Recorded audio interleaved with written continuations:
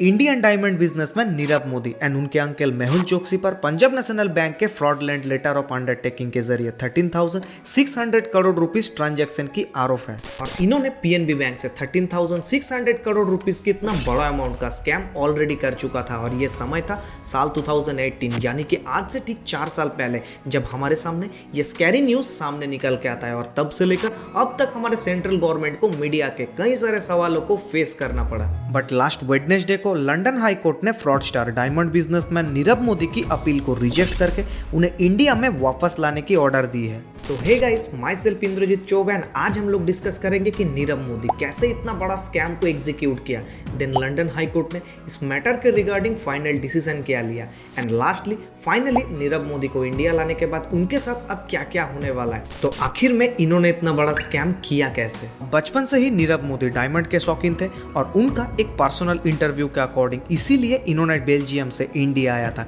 क्योंकि वे अच्छे से जानते थे कि डायमंड की डिमांड फ्यूचर में काफी ज्यादा बढ़ने वाला है। तो साल 2011 में मुंबई के एक पीएनबी ब्रांच से without any proper rules and regulation के इन्हें एंड इनके कंपनी फायरस्टार डायमंड को एक बहुत बड़ा अमाउंट का लोन गारंटी मिल जाता है। और इनिशियली इनका focus letter of undertaking process के जरिए पहले हांगकांग से डायमंड परचेस करना था, यानी कि अगर नीरव मोदी एंड उनके कंपनी इस अमाउंट को रीपे करने में फेलियर रहे तो उसका रिस्पॉन्सिबिलिटी फुल्ली बैंक के ऊपर रहेगा। और इसी प्रोसेस के जरिए पीएनबी बैंक ने already axis bank, Allahabad bank and union bank of India को ऑलरेडी 280 करोड़ रुपीस जैसे इतना बड़ा अमाउंट का बोरोइंग ऑलरेडी रीपे कर भी चुका है। एंड बाद में इन्वेस्टिगेशन के जरिए ही ये पता लगा है कि बैंक के कुछ इंटरनल एम्प्लॉइज के हेल्प से ही इतना बड़ा स्कैम को एग्जीक्यूट किया गया था। और वो दो नाम है गोकुलनाथ शेट्टी एंड मनोज खरात। और यही दो करप्टेड ऑफिसर्स ने मिलकर without any proper rules and regulation के नीरव मोदी को इतना बड़ा अमाउंट का गारंटी फॉर्म को दिलाने में बहुत ज्यादा हेल्प किया था।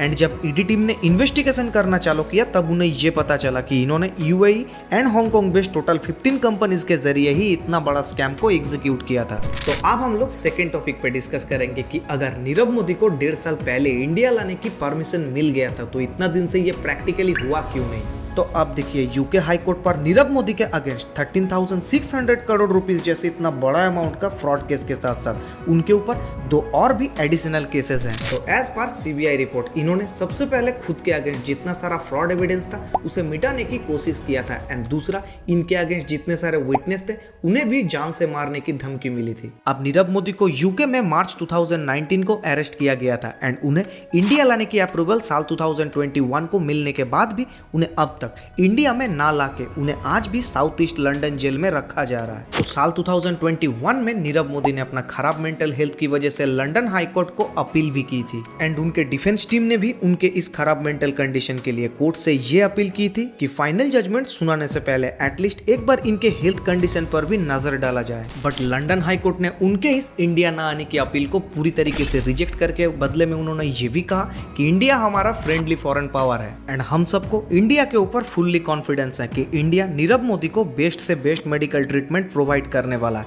एंड इंडिया हमारे इस डिसीजन को फुल्ली रिस्पेक्ट के साथ एग्जीक्यूट भी करने वाला है। बट क्या कहानी यहीं पे खत्म हो गया? नहीं, यूके के लॉ के अकॉर्डिंग अगर नीरव मोदी के इस अपील को हाई कोर्ट ने रिजेक्ट कर दिया तो 14 डेज के अंदर नीरव मोदी सुप्रीम कोर्ट में हाई कोर्ट की इस डिसीजन के अगेंस्ट मुद्दा उठा सकता है। बट ये तभी हो सकता है जब हाई कोर्ट ये सर्टिफाइड करेगा कि ये केस सिर्फ जनरल पब्लिक इंपॉर्टेंस लॉ के ऊपर बेस्ड है, मतलब इस केस से जनरल पब्लिक की कोई लॉसेस होगा ही नहीं, जो यहाँ प्रैक्टिकली कभी भी पॉसिबल है ही नहीं। बट वेट, कहानी में अभी भी बहुत सारा ट्विस्ट बाकी है, क्योंकि अगर यूके के सारे कोर्ट ने नीरव मोदी के इस अपील को रिजेक्ट कर देता है, फिर भी नीरव मोदी को एक उपाय है खुद को टेम्पोररी सेव करने के लिए, और वो है Nirav Modi European court of human rights पर रूल नंबर 39 के अकॉर्डिंग खुद के लिए ये मांग कर भी सकता है। बट टिल नाउ ऐसा कोई भी न्यूज रिपोर्ट अभी तक नीरव मोदी के लीगल टीम मेंबर से नहीं सुना गया है। अब एक्स्ट्राडिशन एक्ट 2003 के अकॉर्डिंग यूके कैबिनेट मिनिस्टर, जिनके पास कोर्ट में सारे कानूनी मुद्दे को निपटाने के बाद भी